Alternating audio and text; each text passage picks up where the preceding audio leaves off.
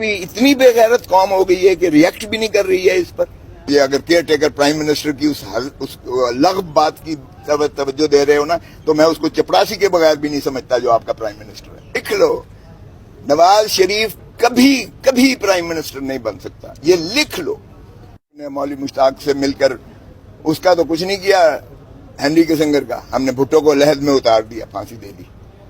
ये भी इतनी बेगैरत कौम हो गई है कि रिएक्ट भी नहीं कर रही है इस पर।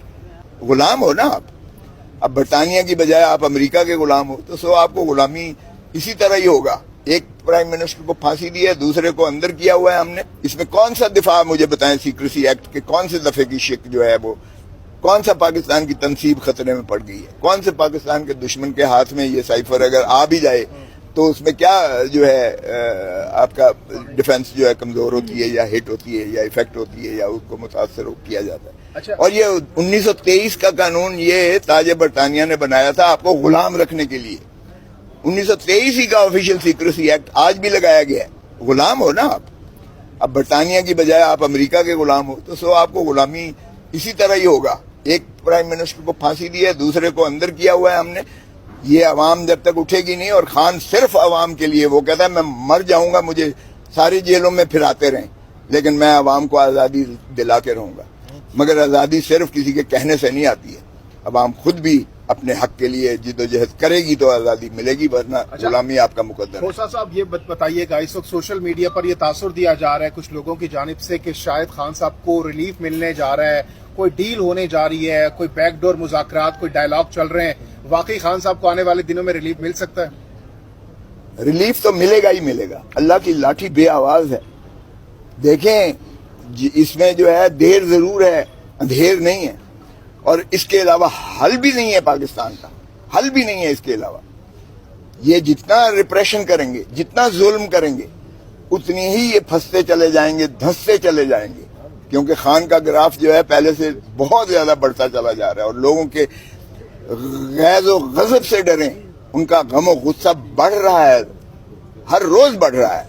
सो मैं समझता हूं कि होश के नाखून लें, और ये सियासतदान बजाय इसके कि किसी और की डिक्टेशंस लें, ये आपस में बैठकर, और खान के बगैर ना इलेक्शन होगा इस मुल्क में, ना हो सकता है, और बल्ले के बगैर आप मुझे अगर केयर टेकर प्राइम मिनिस्टर की उस लग़्व बात की तवज्जो दे रहे हो ना, तो मैं उसको चपरासी के बगैर भी नहीं समझता जो आपका प्राइम मिनिस्टर है। तो प्राइम मिनिस्टर जो केयर टेकर है उसकी तो बात ही ना करो मेरे सामने। लतीफ खोसा साहब, ये बताइएगा, जिस तरह आपने कहा कि नवाज शरीफ कह रहे कि मैं वतन वापस आऊंगा, अगर चलो डील की खातिर अगर वो प्राइम मिनिस्टर बन जाए, तो आपके लिए भी तो खतरे, आप भी मुल्क से फिर बाहर मतलब जाने के ऊपर मजबूर होंगे सर, अगर वो प्राइम मिनिस्टर बन जाए जिस तरह आज। एक तो आप खुशफहमी में आपकी बेश हो सकती है, लेकिन ये लिख लो, नवाज शरीफ कभी कभी प्राइम मिनिस्टर नहीं बन सकता, ये लिख लो।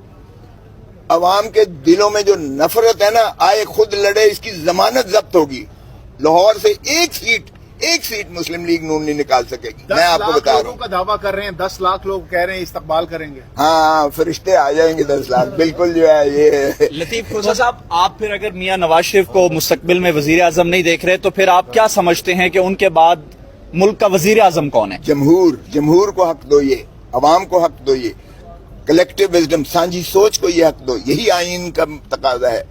Let the people decide this. मैं कौन होता हूं कि किसी को जो है नाम लूं वजीर आजम? ये पाकिस्तान के 25 करोड़ अवाम का इस्तेहकाक है, उन्हें दो, यही रियासत है, यही आईन कहता है, वो जिसको बनाए। ओ भाई, क्या होगा अगर इमरान खान 2/3 मेजोरिटी लेकर प्राइम मिनिस्टर बन जाएगा? क्या हो जाएगा?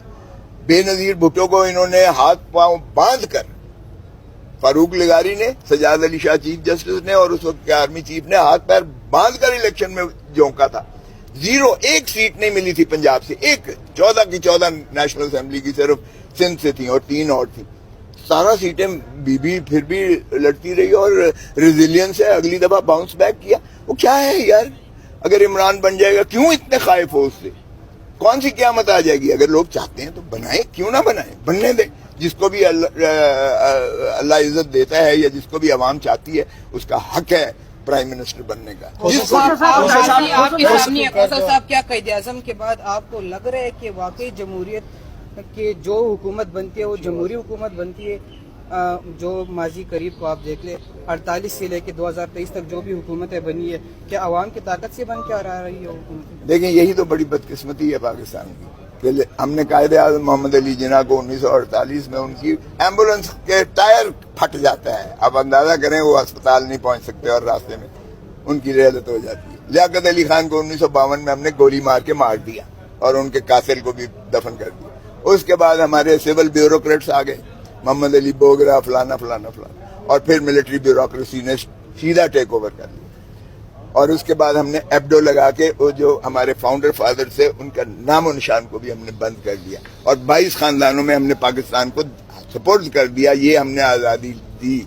اور اس کے بعد بدقسمتی سے آپ نے دیکھا جس طرح 2 لخت ہوا, اور پھر جو ہے ظاہر ہے کہ بھٹو جوائنٹ پاکستان کے تو لیڈر نہیں بن سکتے تھے کیونکہ وہ تو مجیب الرحمان کی جو ہے میجورٹی تھی, اور بنیادی طور پر پاکستان کی تحریک چلی ہی بنگال سے تھی. وہ ہم سے زیادہ پاکستانی جو تھے بنگال میں انہوں نے روزہ صاحب یہ بتا دیں, آج چیف جسٹس قاضی فائز صاحب کی عدالت میں چیف جسٹس بننے کے بعد آپ پہلی بار پیش ہوئے ہیں.